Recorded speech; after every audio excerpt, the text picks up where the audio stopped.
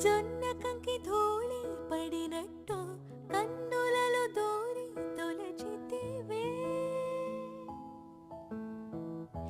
తీగ వదిలొచ్చిన మల్లికవే ఒక మారు నవ్వుతూ బదులీవే.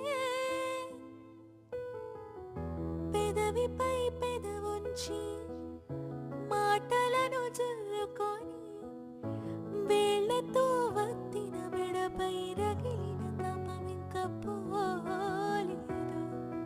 అరె మెరిసేటి రంగు నీది, నీ అందానికెదురేది. నువ్వు తాకే చోట